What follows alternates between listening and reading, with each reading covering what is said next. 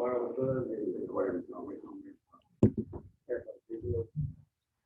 And all three of them, wireless recording. I mean, you have to get it to start with, but the charge is the phone.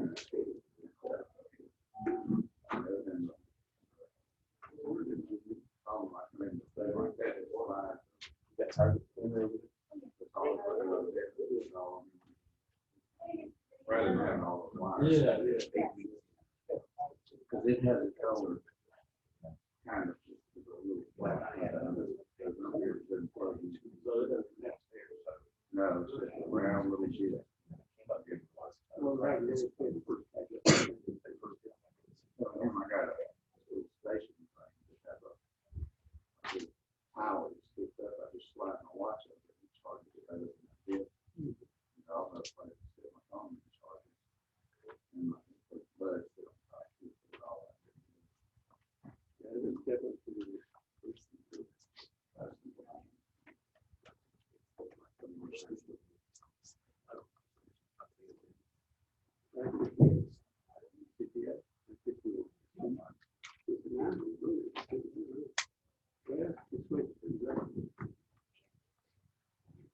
other people watching at home with an edge of their seat. All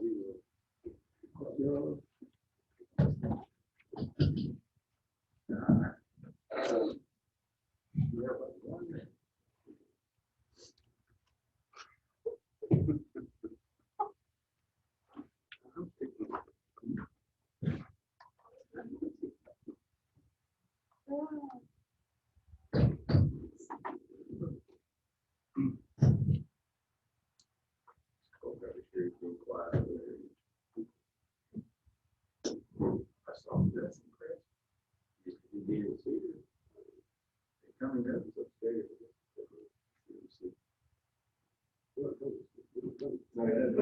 I saw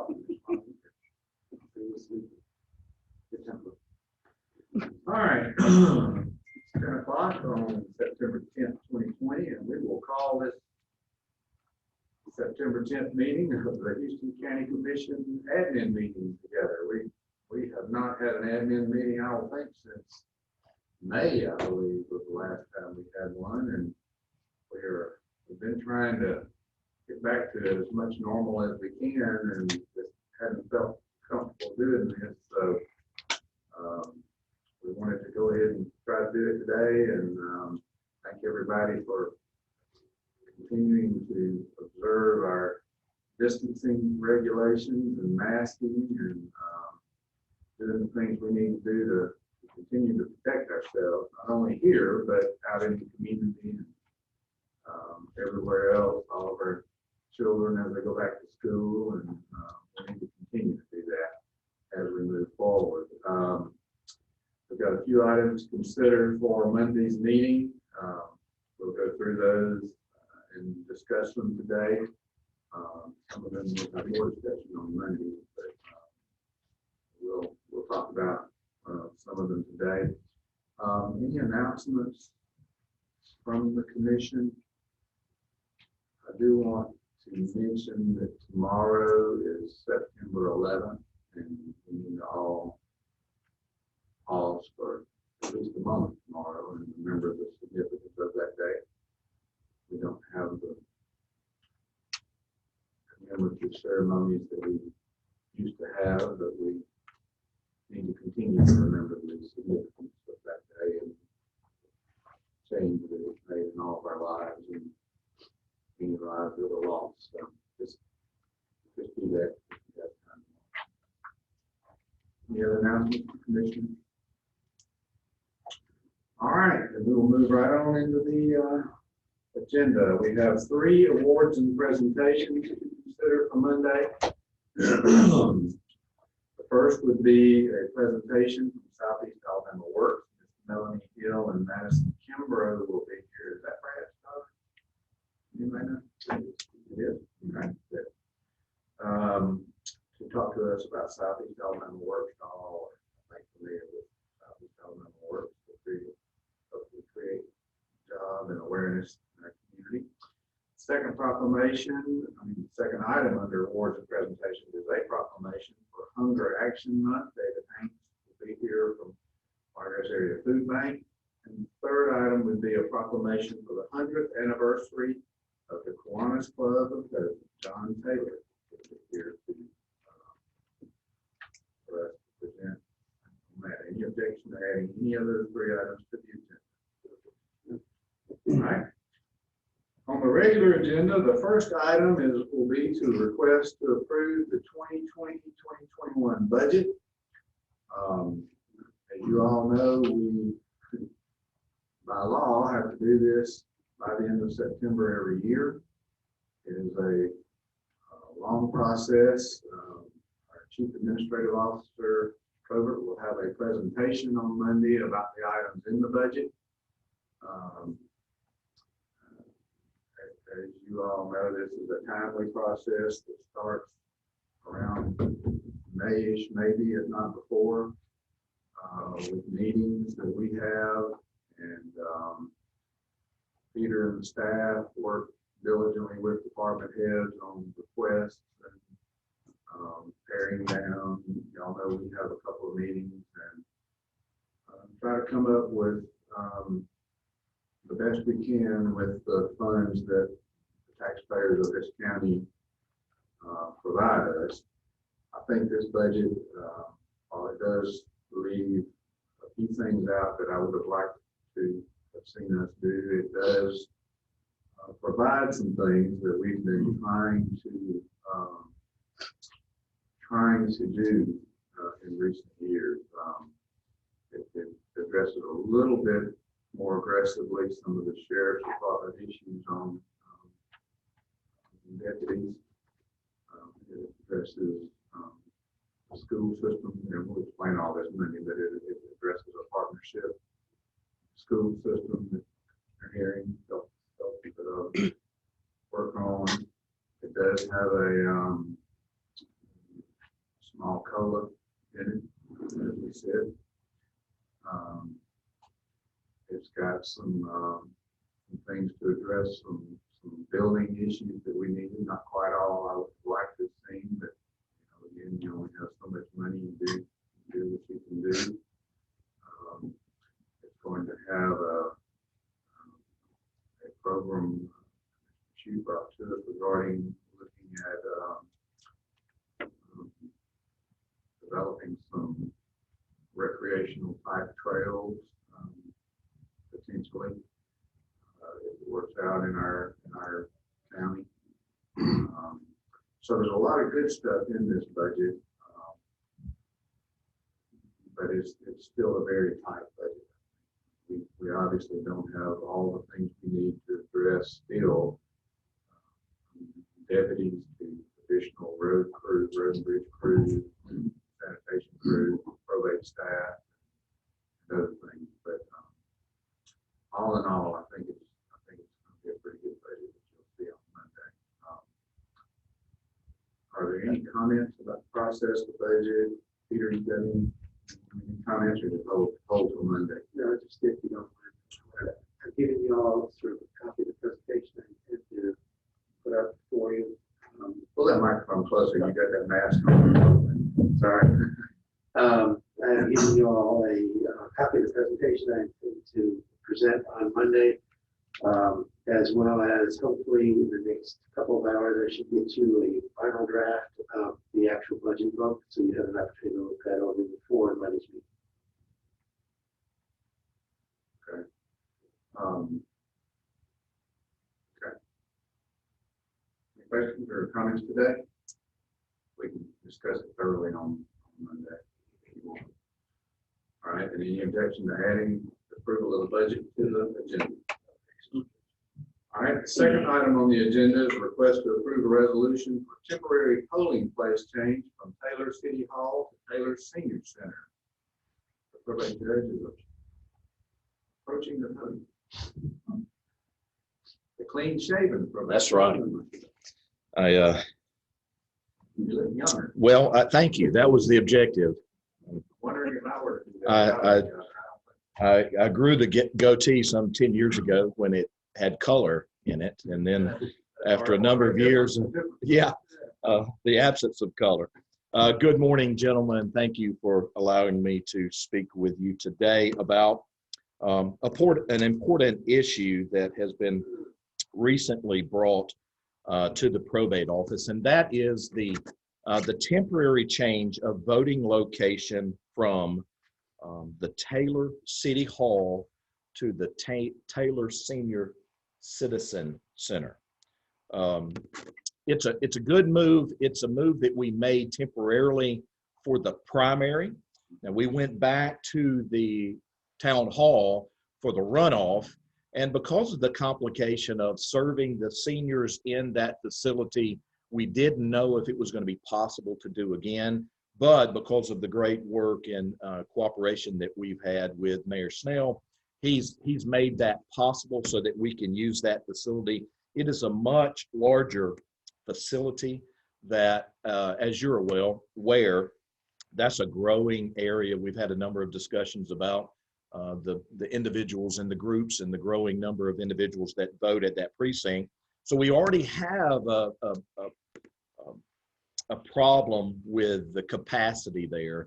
But in light of the world we live in now with COVID and the complications related to that, we thought it was all the more important to be able to appropriately social distance. So we think the Senior Citizen Center is a good move. It's a temporary move, but we're asking that you approve that for the November 3rd election. Now, I guess I would add, while you're contemplating adding that to the agenda, there is 54 days left to the election. Absentee voting has begun. As you're aware, we have an amazingly competent absentee manager in the circuit clerk, Carla Woodall. The time has arrived for absentee ballots to be submitted. So they are pouring into her office. It's taking her about a 24-hour turnaround time to get those absentee ballots back out. So I would anticipate the absentee voting public to start to receive those ballots, and they can do that right up until the election. So I would encourage that process if any of our voting public is concerned about attending the voting locations in public on election day. Okay. This is where we voted at the last runoff. No, sir. On the runoff, we were back at the town hall, but this is where we voted at the primary. Oh, okay. Yes, sir. And it's in the same parking lot. Right. So I guess my point really was which one, but we've had experience. Yes, sir. And it's an exceptional facility for the volume of people that we have there. All right, any questions about this or concerns or any objections to adding this to the agenda? Thank you, gentlemen. Good job. Number 3 is request in-kind services for road repair at Landmark Park. Laura, if you want to come forward and tell us, and then we'll have some comments. Pull that down. I'm short. Thank you for letting me come and speak to you today. I know that we've had this discussion before, and we greatly appreciate the help that y'all have given us in the past. Unfortunately, heavy rains have once again washed the road out. We thought that putting the crusher run down would solve the problem, and unfortunately it didn't. So I've had Ashley Clements come out and take a look, and he has suggested about 5 loads of gravel and their help with using a road grader to spread the gravel.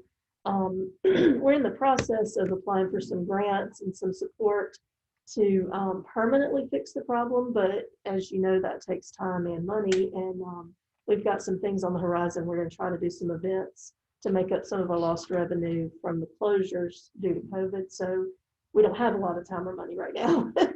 So I just wanted to come and request the, excuse me, 5 loads of gravel and the services from the Road and Bridge to fix the problem temporarily, but in mind that we are working towards a more permanent solution. All right, that's good, because that was going to be my question. I mean, certainly we have worked with Yes. you all over the 30 years I've been here plus. And, I think we've made some improvements. Definitely made some Not just improvements. there, but the road system out there. Mhm, for sure. But, what we don't want to do is continue to fix and continue to erode, and we repeat the same stuff over and over. So I'm glad to hear that there are efforts ongoing to permanently fix it. And we're glad to help, that. Grandma is a tremendous asset to our community. But, if we can help anyway, and y'all can help anyway, and moving toward a permanent solution. That is definitely the goal. We love to see you, but, we prefer not every year. I understand. But yeah, this is different. This is something they have done before. Is the roof riding and gravel, or we can get to see maybe, I think we've worked with them before. However, we would need to, I'm happy to do whatever we need to do. I haven't talked to the city yet. I had Ashley come out and give his recommendations. So, I know some in the past, sometimes they'll partner with us on projects out there, so it might be this might be good. They might like, partner with us if they provide. Do they have gravel? Do we know? Huh? But I don't know if they stockpile like. Okay, well, if they do, then if they could provide it, we spread it, that'd be a nice Sure. community joint project, but if not, if they, the commission. we could. I appreciate that. Questions, Laura? One, Ken, Yes, sir. thank you, Laura, for coming, and always look forward to working with Landmark Park. Thank you. Question, I know we got a couple of events scheduled in September this month and then in October. Will that work interfere with any of the? It shouldn't, because for those events, the parking would be more in the back. So I think we can route people so that it's not, if the work's not able to be done immediately, we'll be okay. But, for regular visitation, it would make an effect. So, but the events, I think we can block off that portion that's the worst and still be able to do them. Thank you. Any other questions, Laura? Reading, you want to make a long statement about what Okay. Any objection to adding this to the agenda? No. Thank you. Okay, item number 4, request to allocate CARES Act funding for the Houston County Volunteer Firefighter Association and Houston County EMS Association for purchase of equipment and materials. Chris Judah is here, and maybe bring somebody with him. We'll defer to you. How about that? Okay, actually, it'll be Heather Thomas will be with me. She'll be up in just a minute. Thank you, Chairman and Commissioners, for allowing me to speak this morning. I'm going to take this off, if that's okay, so you can hear me. Okay, I'll try not to enunciate too far there. As you're aware, we got 17 volunteer fire departments, 5 EMS, and they cover about 7,000 plus calls a year over 500 square miles in Houston County. And during a normal year, they run wide open, but this year has been something to really see. And unless I hear people all the time say, "Oh, I support the fire departments and like this, that." And unless you're out there actually seeing what they do and listening to the radio traffic every day, you really don't know what they go through. And the last week or so, it's been unreal. I was actually, Heather and I were doing some meetings yesterday, and we actually got interrupted with 2 or 3 calls that I went on with them with Rehoboth and whatnot. So it's a constant thing. And we have been very fortunate over the last couple of years that our departments have come together and started answering calls quicker, better, more people. Volunteerism is something that's going away. And we've been very fortunate in Houston County to have the people that we have out in the county doing this. With COVID-19, we've got some issues because every call, you have to take mitigation action.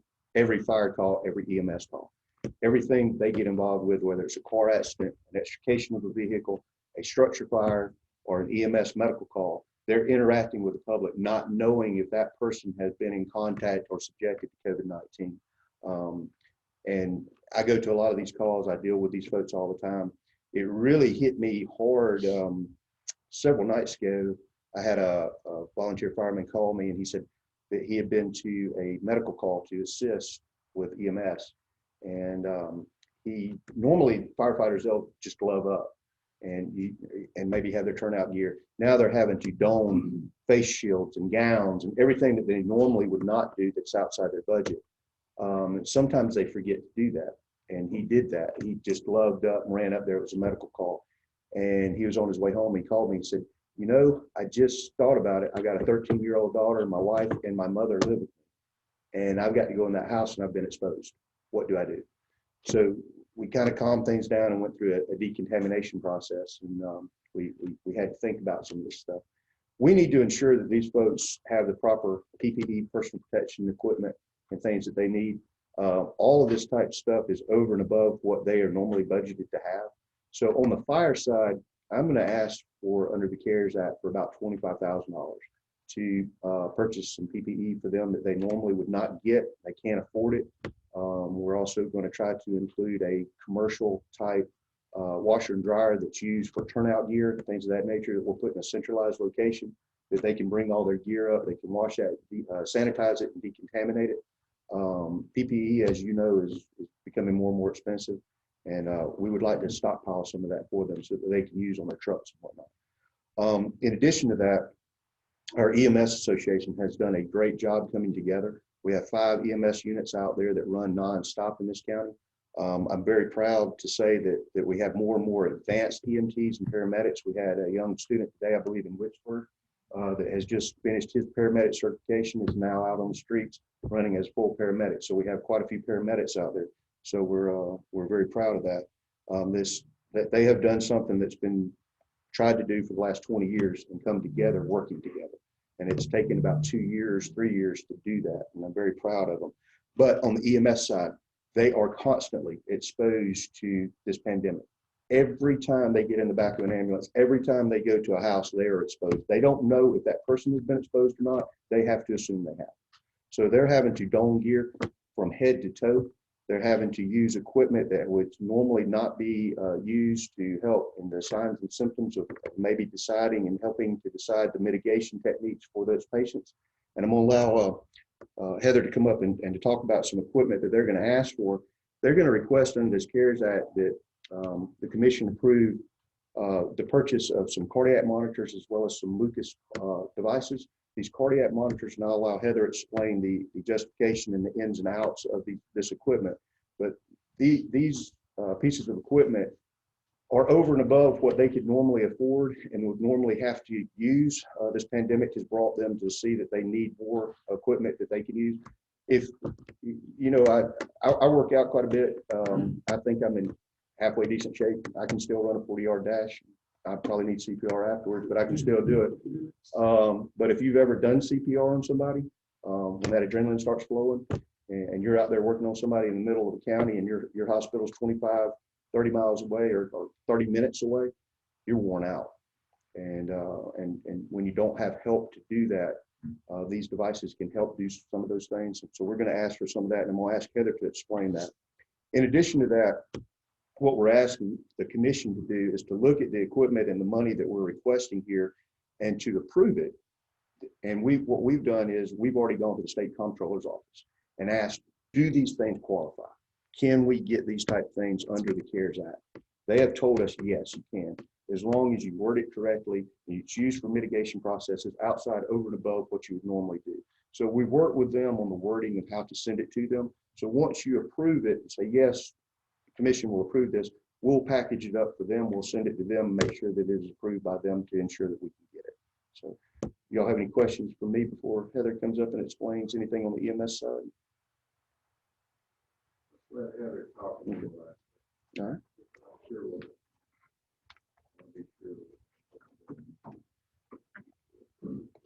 Yeah, okay. Okay. So I have been working very hard on this project for y'all. So on the way in here, I'm gonna go ahead and address this first. On the way in here, I received a phone call from Michael Sanner, which is the person with Zoll that I've been working with on the quotes. Each of y'all in your blue folder has a tab that says Zoll cardiac monitors on it. So Michael called me on the way here, and Zoll has been doing some planning and changing of stuff. So the price that's quoted, that's highlighted for y'all, has actually just decreased by $50,000. So the correct price for that quote is going to be $517,422. With that being said, the reason that it changed is because Zoll has been looking in ways that they can help with things with the CARES Act money. So they've done away with the additional 3-year service plan. They've done away with that cost. We'll still receive that 3-year service plan to give us 4 years, but it's going to be for free. We don't have to pay that cost no more.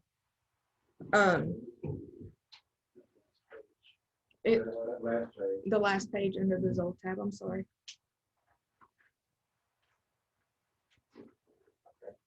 Okay, so that does away with. Also, with this being said, every monitor that we have on our trucks now that is going out of date, that we see is not functional for our departments because it doesn't have all the capabilities that we need for the COVID patients, as well as patients that, you know, if we're doing a cardiac arrest, we don't have all the capabilities that are needed on the monitors that we have now. That's how outdated they are. We'll get $3,500 per monitor as a trade-in to go towards this process with. And I was also just informed, and I can, like Chris said, this purchase could be covered under the CARES Act. Montgomery Fire Department was just allotted 11 of the Zoll X-Series monitors, and the CARES Act money paid for it. With that being said, the reason that these monitors are needed is because, you know, with everybody wearing masks and you're wearing them for so long, you are not able to excrete all the carbon dioxide out of your body that is needed to be excreted with it on, and therefore long-term wearing of the mask causes issues in your body. So we need to get a head start on those, being able to measure your carbon dioxide levels in your body, which these monitors will allow us to do. So that way we can begin, I lost my word. That way we can go ahead and initiate the care that's needed for these patients if their carbon dioxide levels are not where they need to be. It also will help us on the fire side with the carbon monoxide levels, allowing us to test the carbon monoxide levels on firefighters that are in active structure fires. And you can see there's studies and research is shown, and I've also included a bullet thing in the front of y'all's folders with the explanation of what the Zoll series monitors give us the capabilities of doing that we can't do with the monitors that we have now. So that is why the association is coming to y'all asking y'all if y'all could please help us with this, because otherwise we would not be able to afford these monitors. Because we're primarily volunteer agencies and we run on limited funding. So therefore we don't have the money to be able to financially purchase these monitors in the amount that we need for each agency. And then the other one is the Lucas devices that we were talking about. A lot of times whenever we go on these calls, we only have 2 people on an ambulance, and a lot of times that's all we have is 2 people. So if we have a CPR in progress, That's strange. okay, I'm like, a lot, you know, there's 2 people. So with the Lucas devices, it allows us to free up those 2 people's hands to be able to do what's needed to be done for that patient, as far as managing the airway, starting your IVs, administering your medication. Whereas if you only have 2 people there, you limit yourself to 1 person, and it's hard for that 1 person to be able to do everything they need to do for that patient. And it also allows us not to have very much contact with the upper body, with the air, like with the patient breathing in our face, or they're, you know, exhaling in our face and so forth. Okay.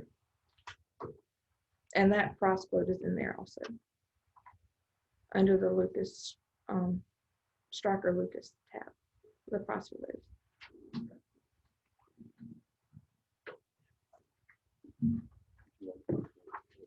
All right, I got a couple of questions, a few questions actually, that y'all got. If y'all want me to ask my questions first, maybe they'll cover y'all's. All right, I know Geneva County just did some of this. Is this the same process, same stuff they just did and were approved for? Yes, sir. How much is the total request? of funding? Because let me walk through what I think we're doing. We've been allocated, how much, Mr.? $2.8 million for CARES Act money. That just, for anybody watching, that doesn't mean we've been sent $2.8 million. That means we've been allocated $2.8 million for items that are COVID related that we might incur to submit to be reimbursed for or used for. That's a lot of money. And, Peter and I talked about how to use that and how to reach that level. So with that background, what's the total amount? I saw it 517, you just. That's what was allocated. 2.906705. Okay, so basically right at 3 million. What's the total amount of this expenditure that you're wanting to do? For the monitors and the Lucas devices, both, it's going to be $593,563. Yes, sir, $600,000. $600,000. All right. So I'll get back to you in a minute for that. All right, so, and you said the state has approved it. Do we have that in right? No, what I said was, what we did is we checked to make sure that these items would fall under qualifications. And once you say that y'all will be okay with it, we're going to submit a package ahead of time to ensure that they will approve it. Once they say yes, we'll come back to you and then ask for the purchase of those. We won't ask for the purchase until they say yes. So basically, we're going to approve this pending approval by the state. Yes, sir. Yes, That's sir. what we're asking. I have no problem. I have no problem with that, assuming either you telling me that $600,000 of $3 million is not going to put us in a. Based on our conversations, I don't think that it's going to put us in a bad position. That level of question that put us in the front house. What we were told from the state comptroller's office is this CARES money, that's what they want it used for. These type purchases. This is what it was brought to Alabama for. Well, I mean, the question I just asked was to be sure that none of this is not county expenditure. You certainly are part of us, and we're part of you. But I want to be sure that we didn't have $3 million in county building expenses that we absolutely had to use.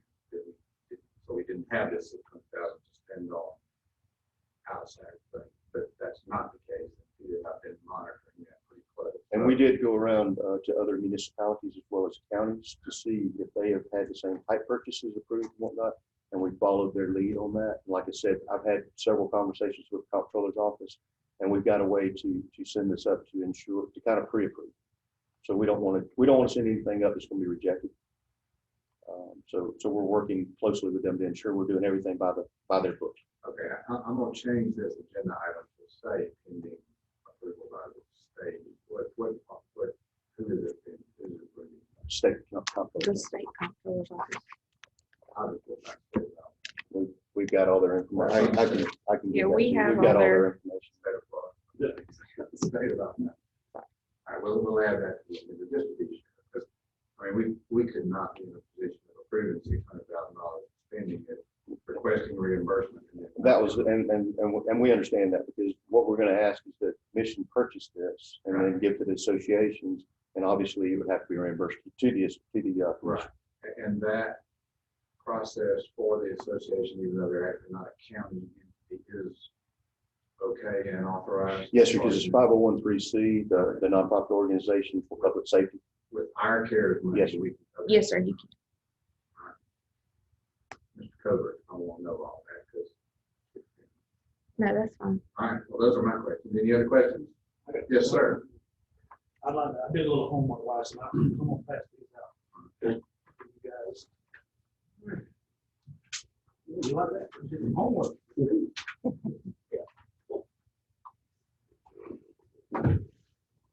All right. Director Judy and Ms. Heather, thank you for all your hard work in getting this information together for us. I'm 100% behind supporting our volunteer fire and EMS departments. I know that this money is needed, and I fully support the needs of the departments. I know my fellow commissioners do too.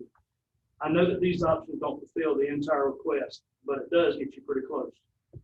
For the EMS departments and the need for the third Zoll cardiac monitor, we have upcoming referendum on the November ballot. It's roughly 50 days that will apply a $5 fee to each tag in Houston County. With that needed additional revenue, you can buy the third monitor and save what would have been costly without the CARES Act money. I want to say publicly that I support this referendum, and I hope that the citizens of Houston County pass it overwhelmingly. Good point. I think we all support it, and I hope they do too. Yeah. And Mr. Chairman and Commissioners, I'm happy with either option. I think that we should go with option 2. If we chose that option, we still have approximately 2.2 million to use across the other departments within the county.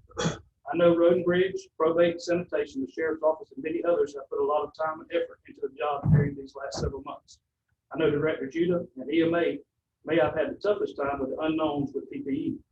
The Department of Public Health, public awareness, and a daily changing cycle of information related to COVID-19.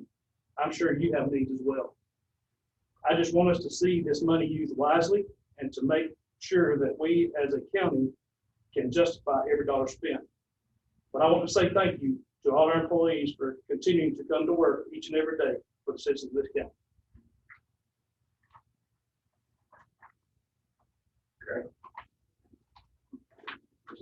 So after the vote, Question. All right, Commissioner Shute. So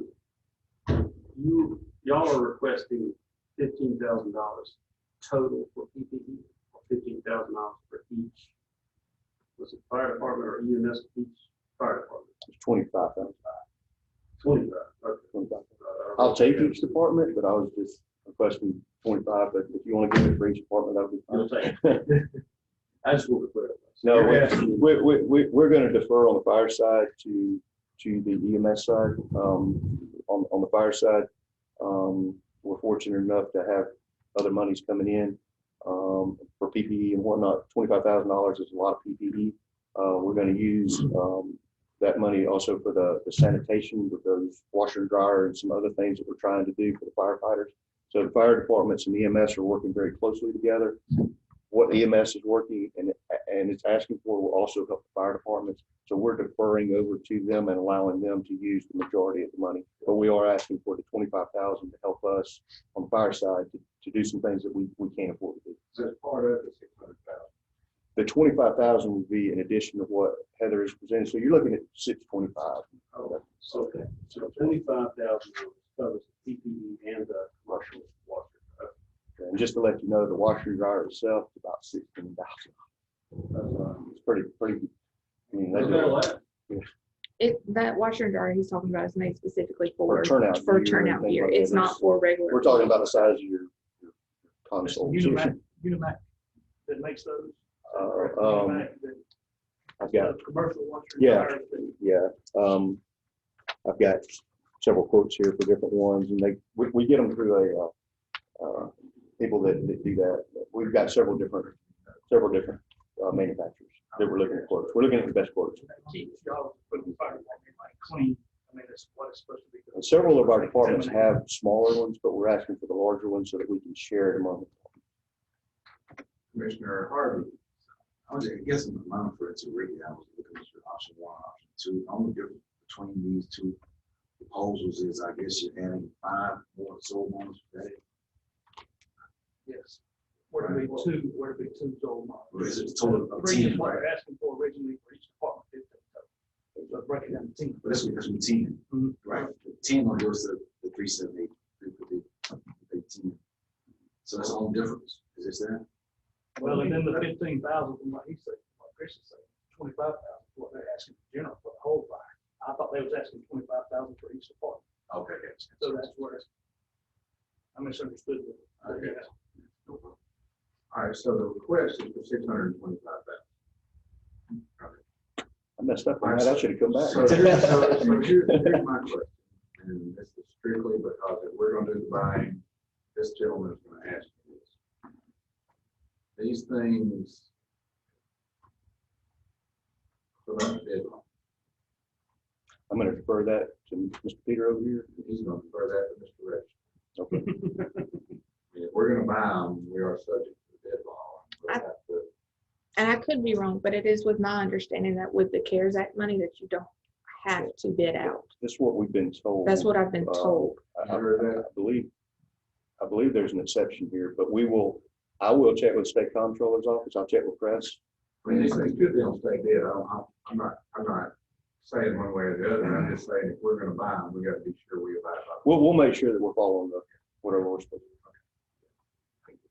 So, just to clarify, I guess for my knowledge and understanding, Commissioner Herring, you're saying what they're requesting is option one, and what you're proposing is option two, which is the same thing as. Yeah, the numbers. So long as we're made short, we're With just the fire, I subtracting think that's one Zoll 25 each. each. Commissioner Herring? The long and short of it is we're just subtracting one Zoll monitor from that. But what they got proposed right there, I mean, we're better off to do it 725, do it 625. Look, I'm already saving you money. The Lucas device, I'm not familiar with them. Is this something that is, I'm assuming like everything, it has a lifespan. What's the lifespan? On the monitors and so forth, No, the Lucas device. the Lucas devices, what is the lifespan on them? As long as they're serviced and maintained and kept up the way they're supposed to be, they'll stay good as long as we need them to. Unless they come out with a greater and better I'm sure- monitor, which they will. But the Lucas, the Yes, the ones that we got quoted for is the ones that the newest models out there. And one of the things that these vendors have also done is included service plans and warranties and things of that they have pretty much included that they would normally not do that.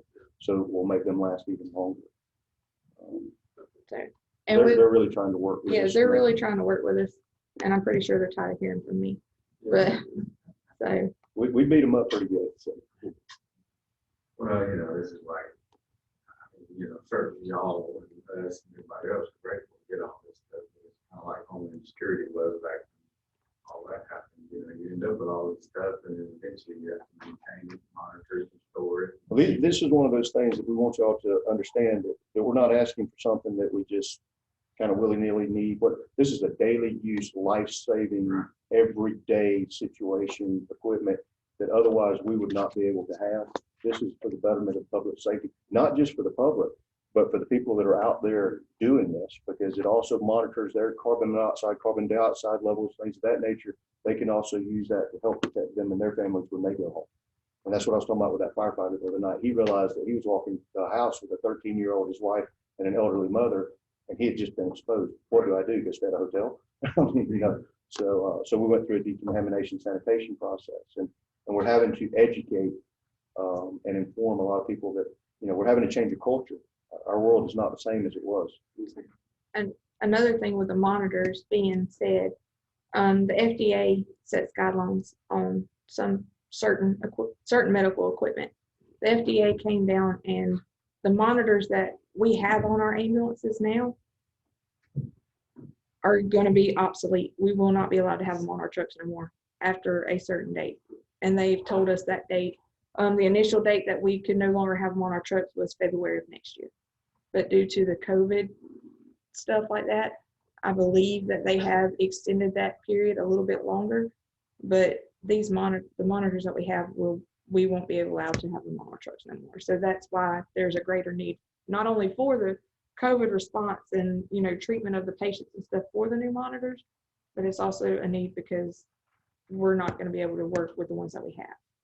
Last thing too, obviously, under Fire and EMS Association, Dothan Fire and Mr. Phillips Ambulance is part of this. So we've all consulted together. So actually both on the fire and on the EMS side, especially with this equipment, we're standardizing so that everybody's using the same type thing. Everybody can get in whoever's vehicles, trucks, things like, and use the same type of stuff. So they're using the same type of things that they are. So they're all working together now in conjunction as a standard.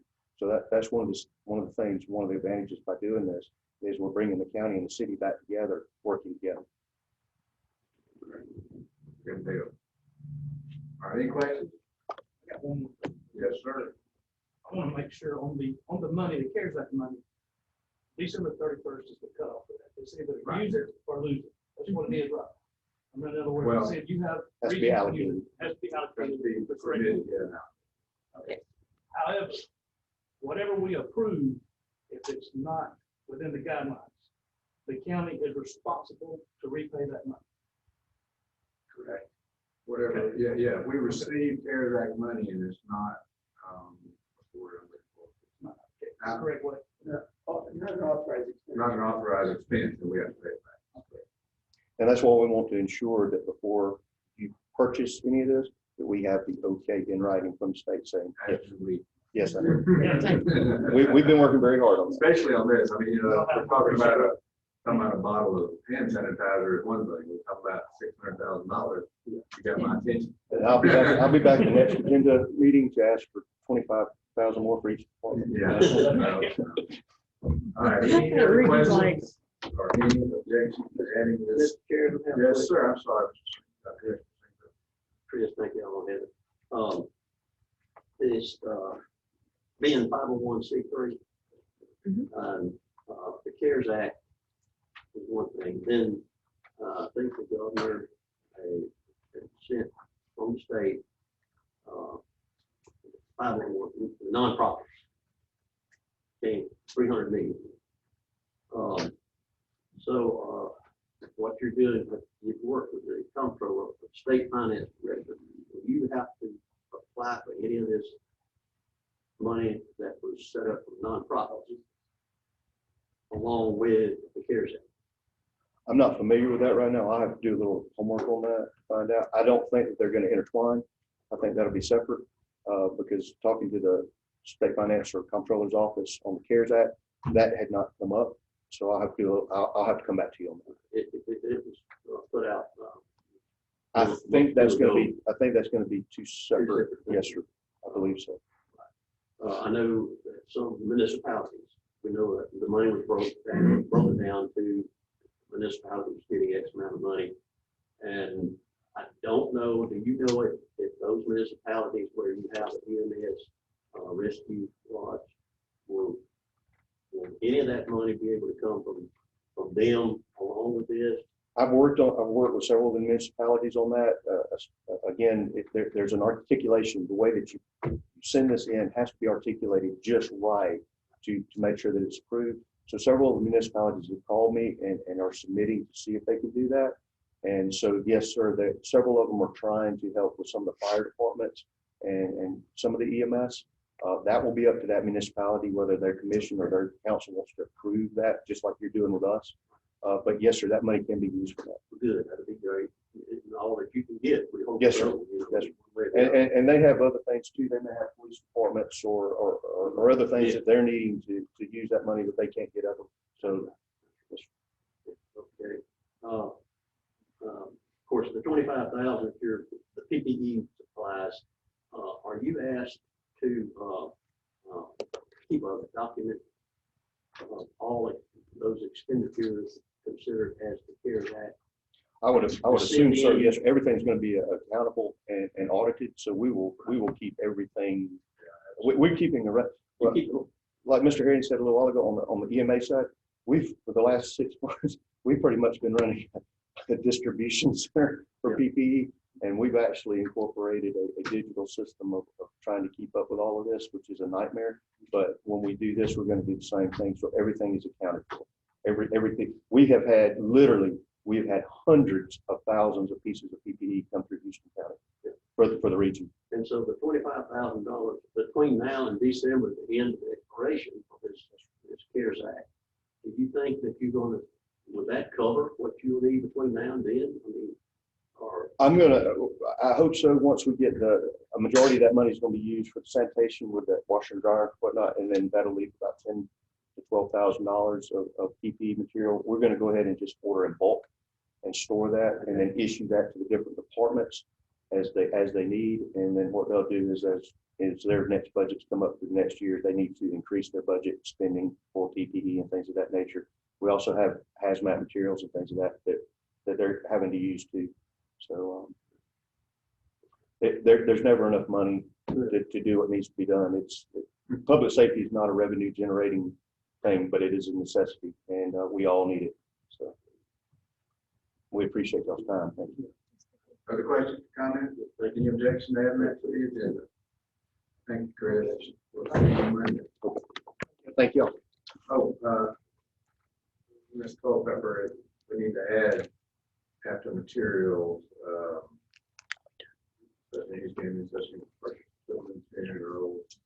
pending approval by state of Alabama.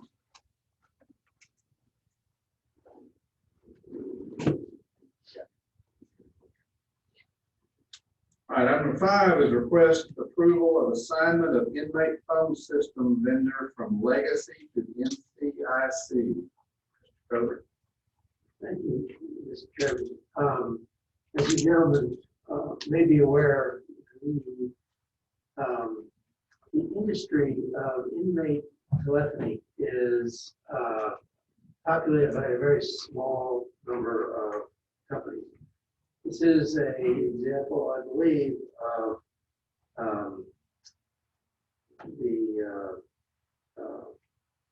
basically the law of large numbers. In order for this to be a profitable enterprise, it needs to have a fairly large footprint around various prisons in order to be able to be a sustainable business model. Such was the case with Legacy. They were not able to continue, and they decided to sell to NCIC, which is another one of the large entities in this industry. And the NCIC has agreed to accept the bid as presented, as awarded to Legacy, and basically step in their shoes for the balance of the awarded contract. And so this is just a request for approval to be able to sign that arrangement from Legacy to NCIC. We have discussed this with our city attorney, the county attorney, and have gotten his input and guidance on this issue. Okay. Questions? Any objection to adding this to the agenda? Number 6 is request approval of assignment of juvenile ankle monitor vendor from SLS to Supercom. This is another situation where an entity could not survive the pandemic, and the principal has gotten out of the business essentially.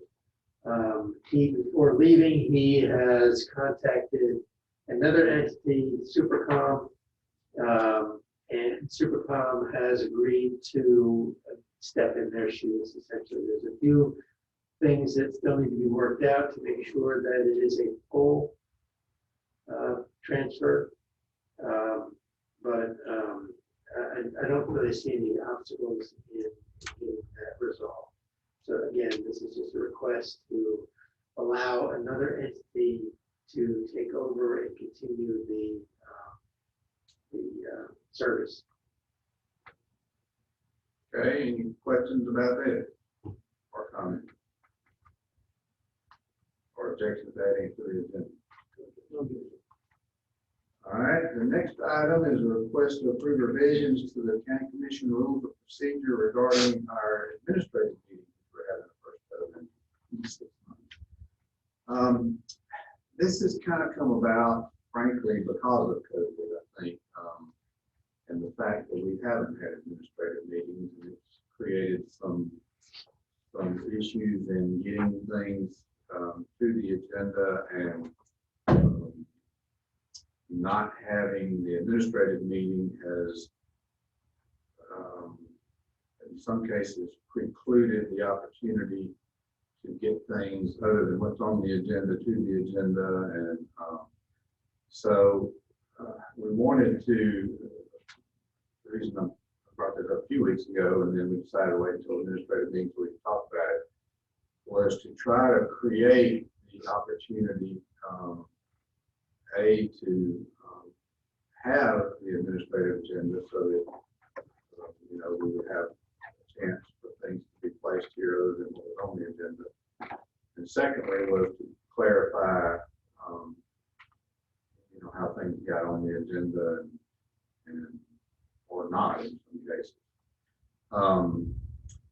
The policy that you have in front of you, basically the changes or the impetus of it basically says that as we have been, and unless there's just an oversight, all the department heads and commissioners are called to be asked if there's anything for the agenda.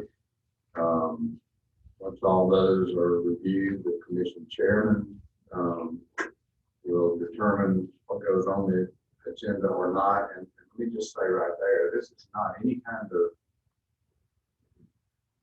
play on my part. This is not, not me or whoever follows me or anything. It just has to be somebody's got to make a decision what goes on the agenda. You can't, we can't poll, we can't, and Peter will tell you, we talked about it in our legal meeting yesterday. You can't have discussion in advance because it violates the open meeting law about what goes on the agenda. So there's got to be somebody, whether it's me or the county engineer or the sheriff, somebody's got to make some ultimate decision about what goes on the agenda. So it makes sense that is the chairman. So once that agenda is set, this policy says that at the end of the meeting, as we have always done, and let me also say, we've been doing this ever since I've been chairman, this is what we've been doing, this just codified. At the end of the meeting, as we go today, and as we typically, unless I forget to, I always try to ask, the chairman should always, whoever it is, try to ask, is there anything else to be added to the agenda? So commissioners at that time have the opportunity to say, I'd like to request blank. I think that's where the gap has come in, that not having an administrative meeting doesn't give you all, if you have something, the opportunity to bring that up if, for whatever reason, I didn't feel like something needed to be put on there. There are cases when maybe Commissioner Singfield, I'm just using you, I'm not, has something, or even the sheriff's department. Major Rafferty has got things that he said, can we put on the agenda? And I said, no. And there's times when, I and Peter and all of us up here just know that there are things that, for whatever reason, just don't need to go on the agenda yet. It's not time, there's back stories, whatever. There's just reasons things don't need to go on the agenda that you all may or may not know. And it's not that we're trying to, we're just trying to, it's my job to make sure this meeting flows like it flows.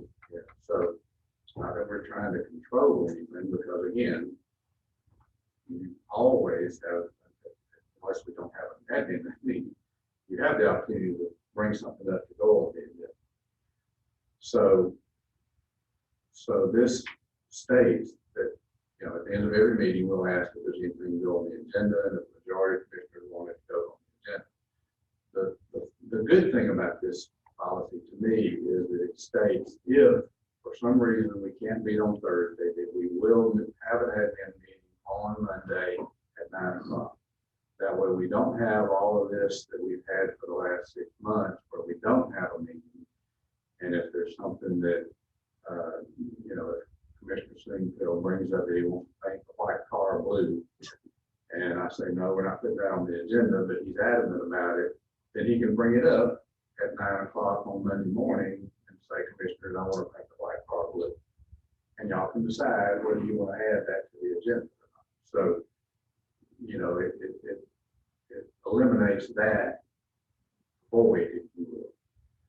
So I think this just basically clarifies what we've been doing for years.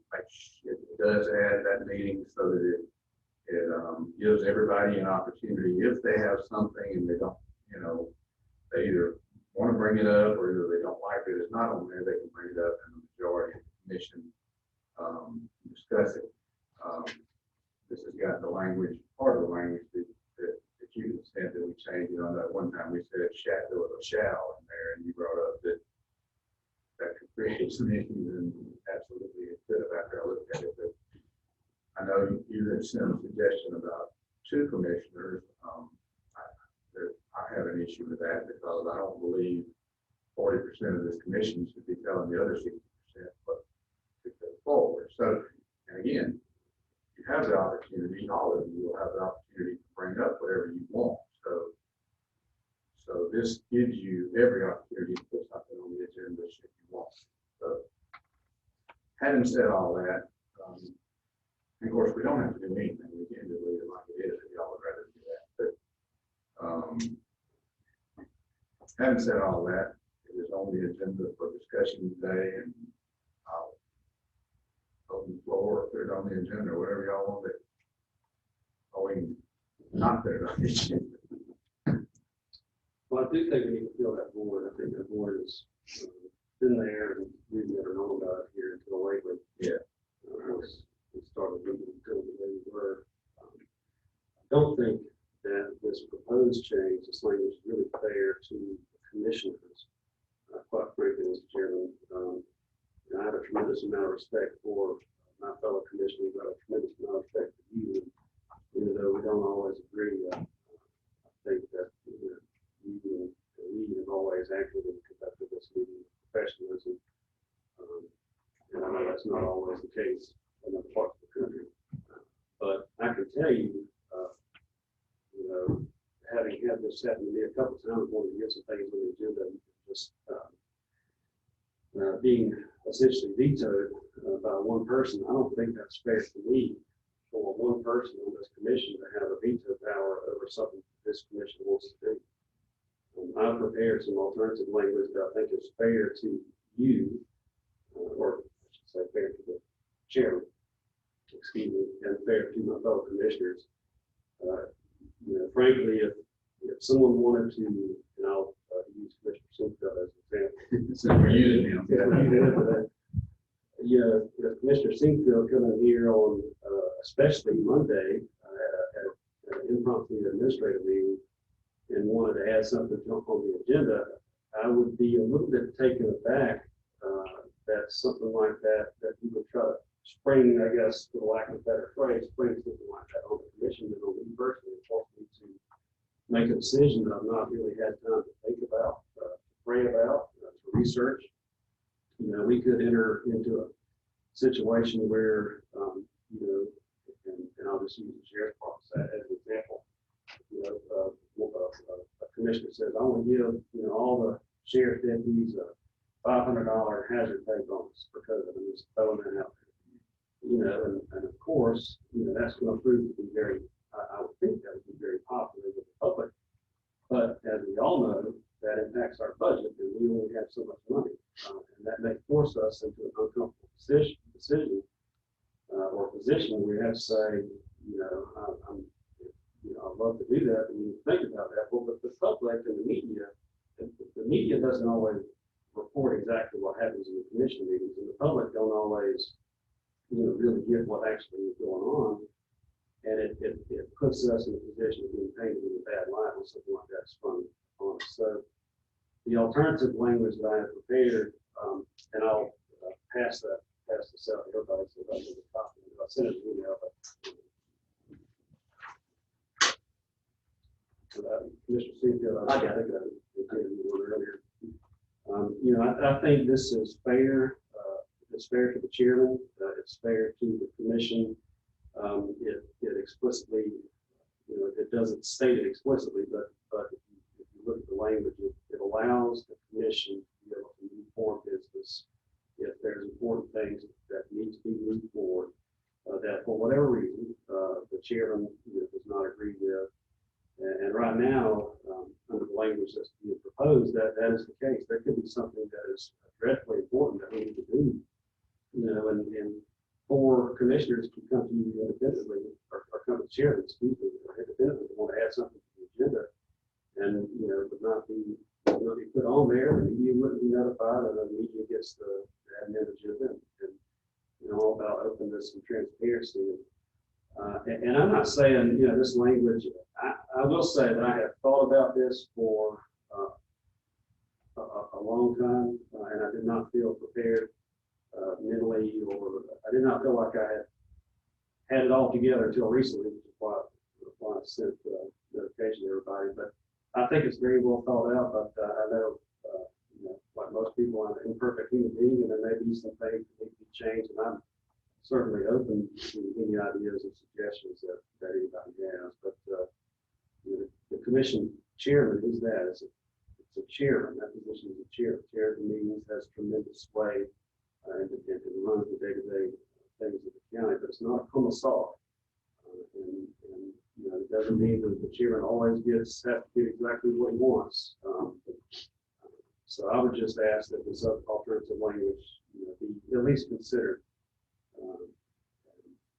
Anyway, I'll leave it at that. All right, a couple of responses to that, and then I guess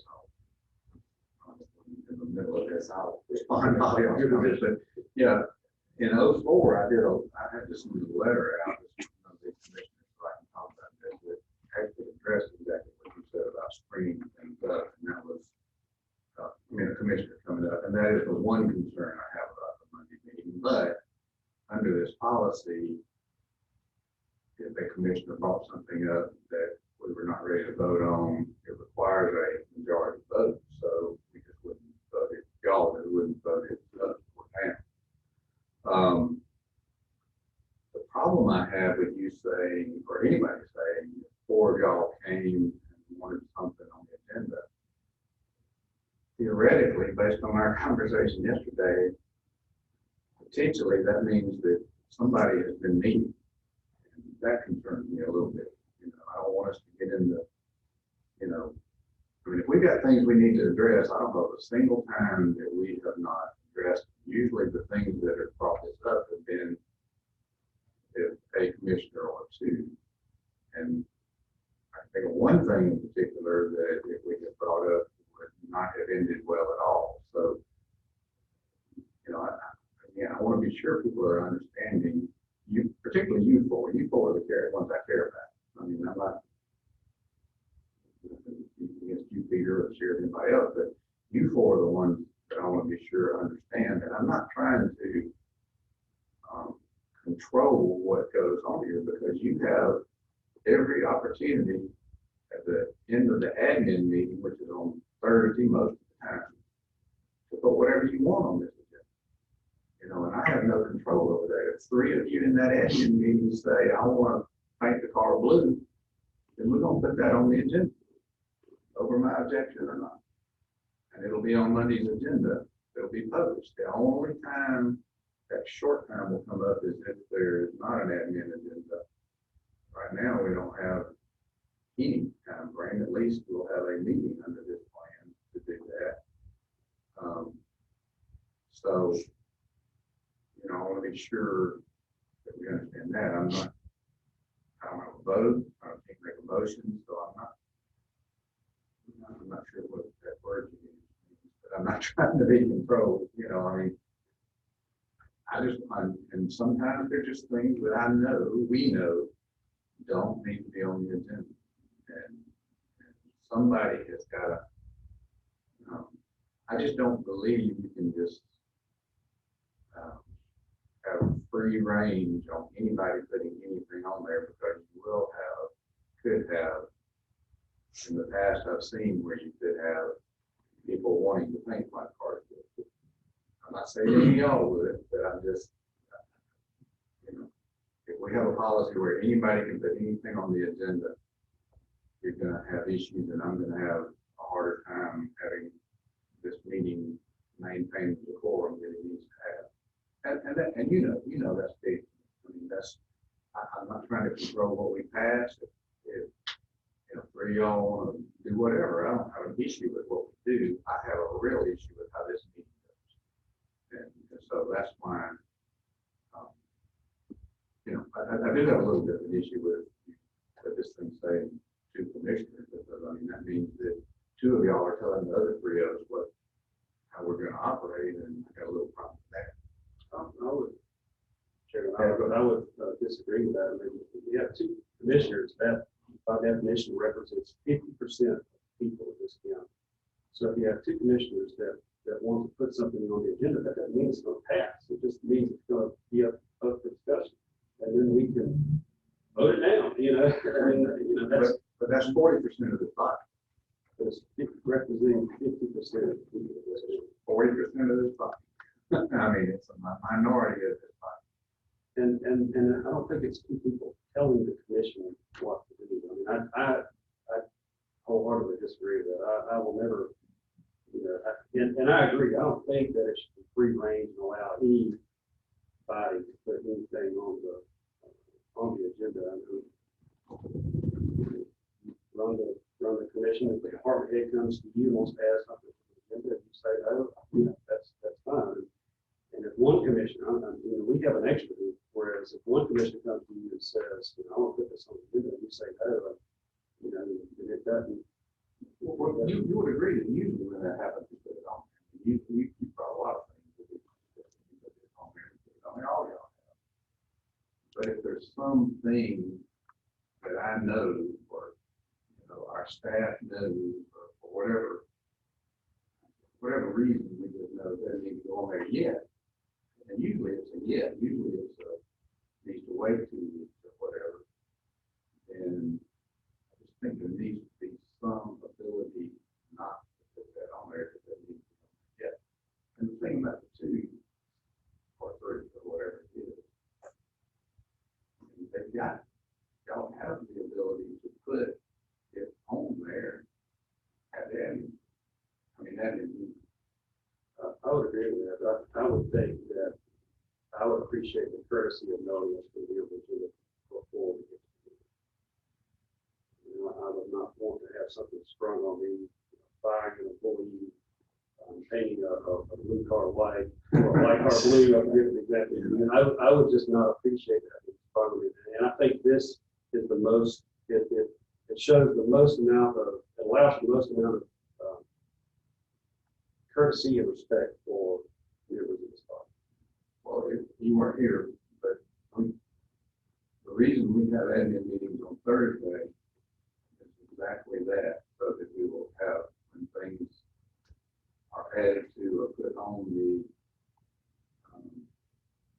agenda, we have from Thursday to Monday for y'all to know about them and think about them. I mean, the only issue that this will ever come up is if we don't have it. I don't know if somebody added something today that's not on here, you'd have between now and Monday to digest it. So that's the reason way back yonder 100 years ago we set the admin meeting on Thursday. So, a lot of companies have their admin meeting right before the meeting starts. But anyway, we're gonna do whatever y'all want. You got a comment? Yeah, I don't think it was, I read it several times yesterday also. I think one of the issues that I had with it, the language sounded that it would be almost total veto power over everybody, and it didn't quite sit well. I didn't know what you want to discuss. I didn't know this was coming from data. I guess I was just going to pay attention. But I think the language does need to be a little bit different. We can change, we've already changed language. What she brought up, the language did say. Yeah, and he is not bad. I'm not. But it was that. But the original language said that the chairman shall approve anything brought. Anything not being to be on the agenda, that essentially forces him to approve it, which I don't agree with. Yeah, I didn't either. Once he brought that, That's not good either. what, just as clarification, what that language would have done is, I mean, shall approve means anybody that brings anything would go on. Right? So that's the other side argument, the way the other way. So that was another side. So I mean, we can change the language any way you want as far as the language about, but somebody's got to decide what goes on the agenda, the admin agenda. And we can't do it by a vote. We can't do it by me calling y'all because that's a violation of the open meeting law. So there's got to be a stop. There's got to be somebody that decides what it is. Again, we discussed. Tell me if I'm telling, you were there. I'm not asking you to take a side. I'm just asking you to say what I'm saying right, that there's an issue here with open meeting law. You're getting exactly what I heard.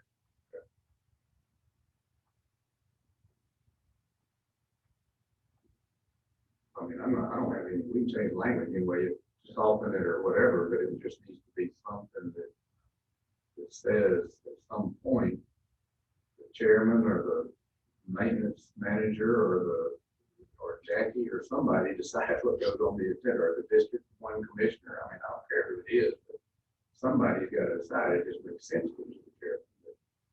So essentially, not talking about the way. Absolutely, Chairman Herring, there you go, elevate, or Yes, devalue, one of the that's fine. So essentially what we're saying, and I guess the commissioner's shoes, is that two commissioners,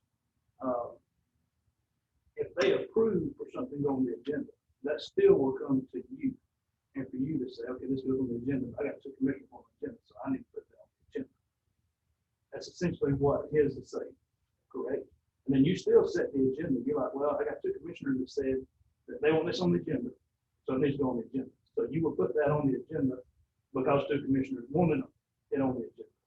Now, if one commissioner comes to you and says this, then you've got the right to say, no, this is why, whatever. And I understand that discussion. Sometimes that needs to happen. You're exactly right. That needs to happen, and go forward. But however, if there's something you do not agree with, and that a commissioner or two commissioners know that what it is that you don't agree with is the right thing to do, then those two commissioners can sort of hold your feet to the fire. We're going to do the right thing. Right now, the way it is, to me, it is set up to where you have the ultimate control as the chairman, or the chairman does, let's say, the chairman, has ultimate control of the agenda, of the admin agenda. So if we go the way you're talking about, that means I can't discuss it with anybody, and I understand what open meeting law is, and I'm very familiar with it, that I cannot go and discuss with other commissioners anything about that before I put on the admin agenda. So if Commissioner Harvey says, all right, and how about add this to the agenda today, and it be something about money or anything else according to the budget, it's going to be hard for me to say, well, I agree with this until I know that the homework's been done. And I need to look at this and see where the money's been spent. How the money's going to be spent, how it's going to be used. So I agree with the way Commissioner Shute has this put on here, that there is some accountability across the board. And I think the wording needs to be a little different, because if there is something that, let's say you don't agree with, and I'm not saying that you're not normally that way or you're doing that, but I'm saying that makes more accountability toward the chairman to make sure that, hey, if there's something that needs to go on there, that we need to put it on there, it's been discussed with another commissioner to get the put it on there. And I think it holds more accountability, and it's more transparency. Okay, first of all, the open meetings law, you can discuss with another commissioner if you want to. It's when you've gotten with 3 or 4, or 2 or 3, that it becomes an open meeting. That's the issue. That's right. And decide.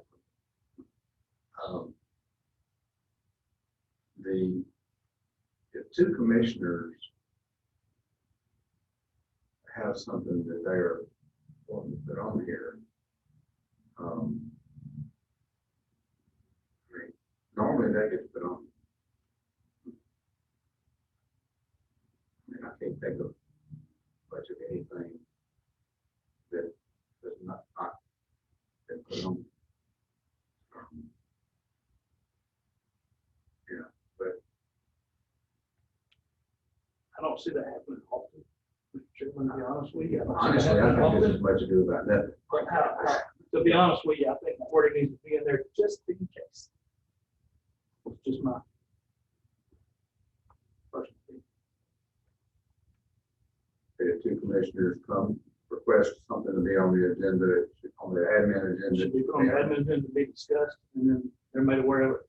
Just like we get an email the day before the agenda, you have time to prepare for your admin meeting, have any questions. And of course, it can be shot down at the end. So what happens if, okay, let me give you a scenario as chairman. Okay. What if I have 2 commissioners come to me and say, I want to put painting the blue car white on the agenda, and I have the other 2 come and say, I absolutely do not want that on the How are they gonna know it's on the agenda unless you discuss it with them?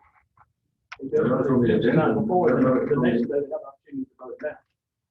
I don't know if I'm good. I mean, we talk about things on this, and I mean, I'm used to it. If it's painting a blue car white, I wouldn't, but I mean, if it's something serious enough that the commissioners are using this new rule, I figure it's probably something that's gonna be, made aware. So I'm just asking you to see the position that puts me. So, I think if, like, if me and another commissioner comes in, we would paint the white car blue. Okay, what example are we using? White car blue, and you have two commissioners that come to you and say, we want to paint the white car red.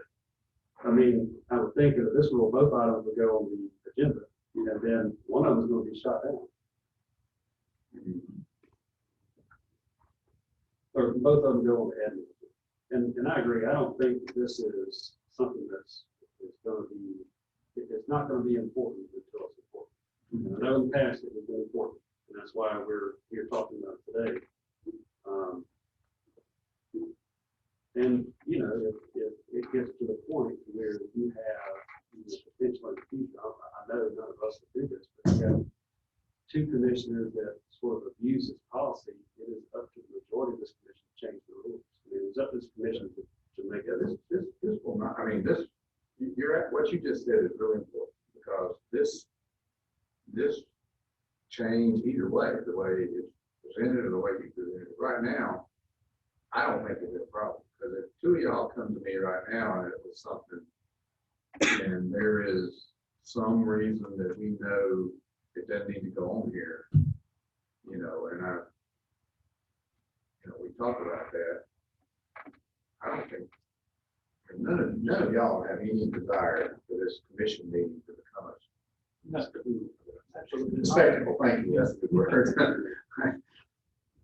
So I don't think it would be an issue right now, but, you know, I again, my concern is the decorum and how we handle meetings, and after we're all gone, who's sitting here and how they operate. And I just think if you loosen somebody deciding what goes on here, I mean, again, when you change anything, we're in a time of change, but we've been operating this way since 1997. So it ain't been a problem until the last, since COVID. So,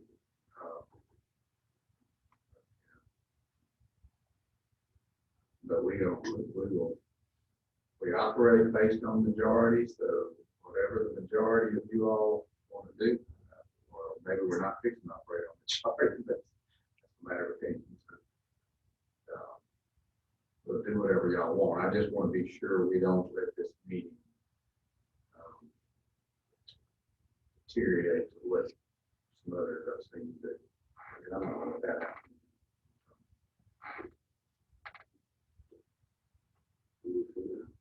So where y'all? Commissioner Singh, you got any comments? Yes, thank you, Mr. Chairman. I don't think we've really decided what color we want that car.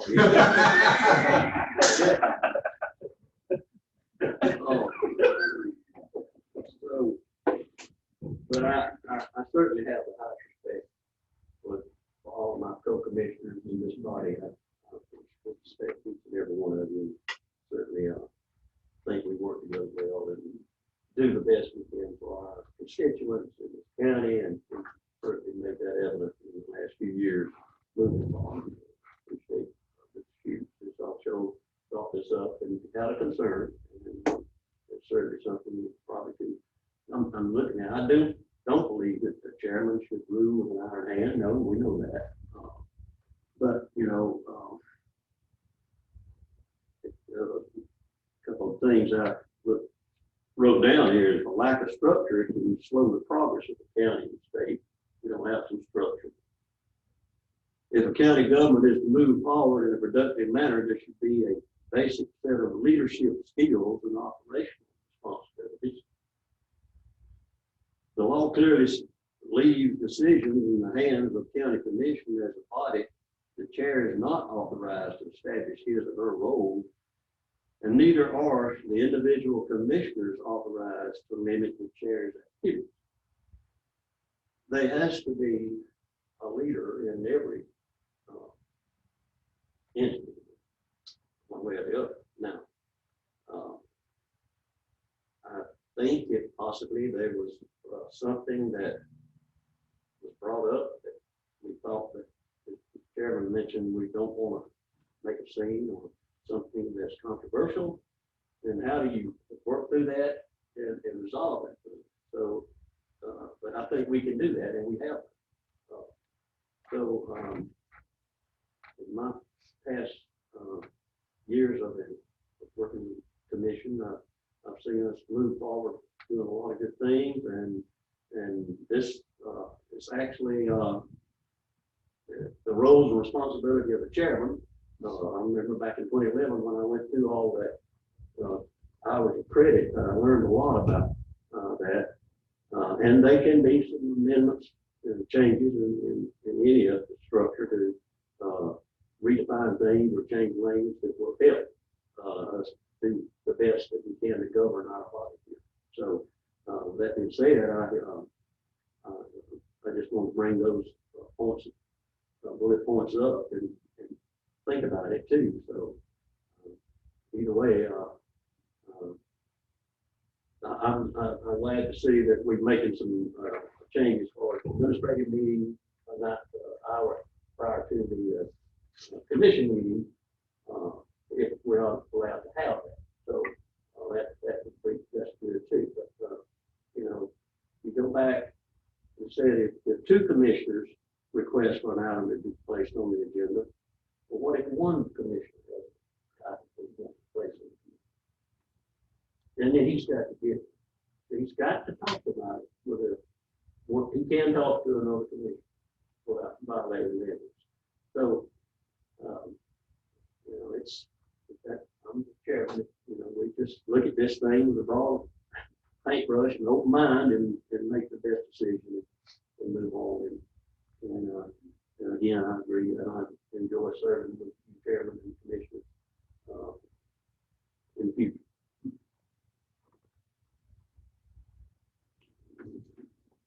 All right, so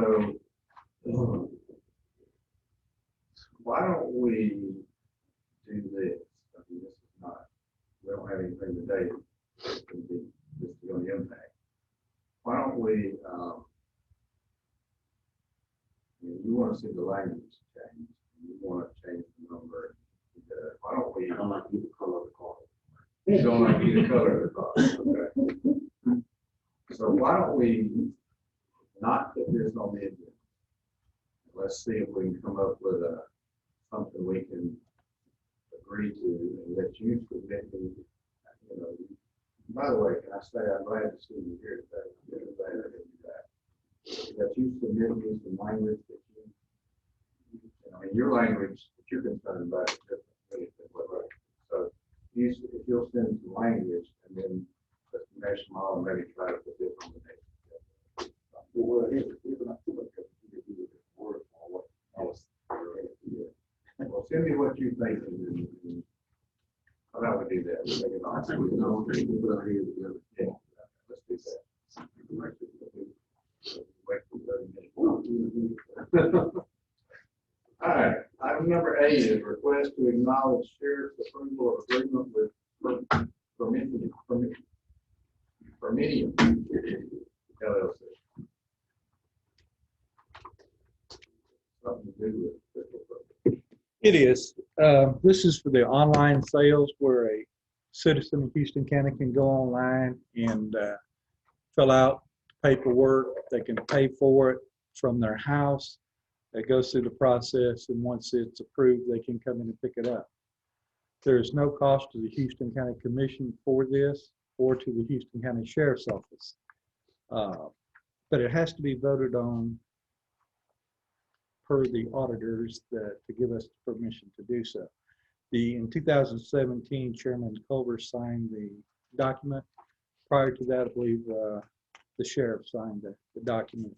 So we're just asking for approval to allow us to go into this agreement with Permidian to continue their online service for the citizens of Houston County, to benefit them and not having to come out as much to come up and get the permit, and save them some time.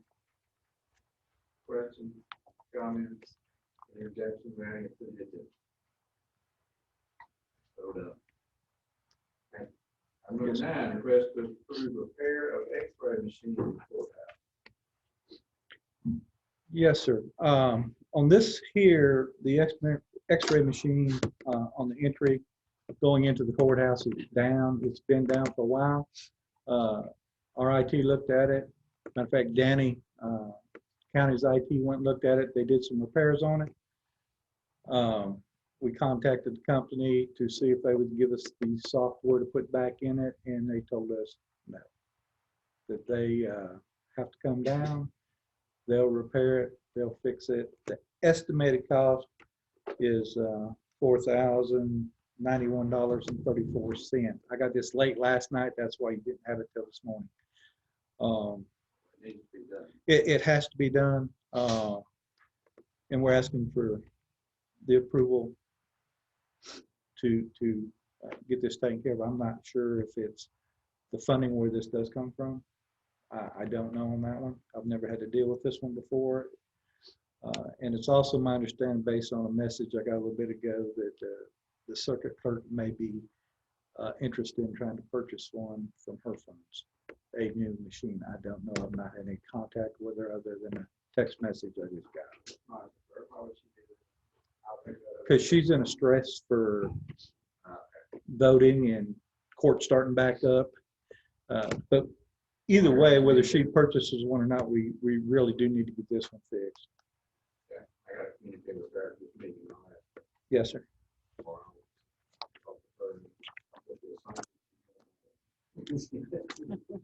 But this cost, the estimate is approximately $4,091. If y'all have a copy of it, understanding this is the estimate, it could be a little more, it could be less, with their mercy on that. All right, any objection to adding that to the agenda? Objection. Item number 10 is a request to approve final plat of Park Ridge subdivision phase, it said 48, phase 4B. It's like 48. This is not new construction. This is just plating the second half of the subdivision Park Ridge Phase 4. They didn't want to plat them all at the same time due to sewage impact fees. They are. Any questions about this? So this is final plat, so they can sell. They can sell the other half, yes. Mhm. Questions, comments? Objections to adding that to the agenda? All right, was there anything else? There's something else we were supposed to add. Yeah, you added it. You're right, you didn't know.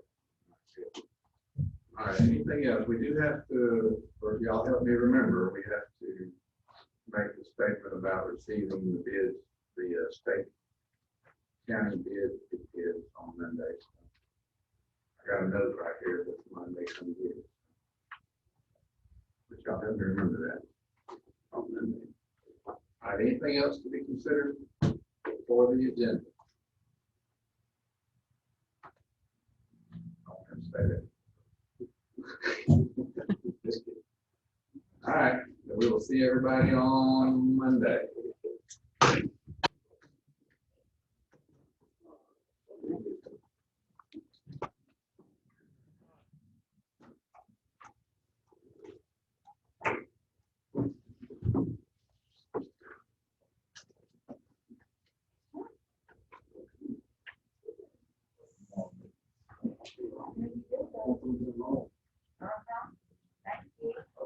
Did what you did not do anything to the X-ray machine? We fixed the computer, but hang on.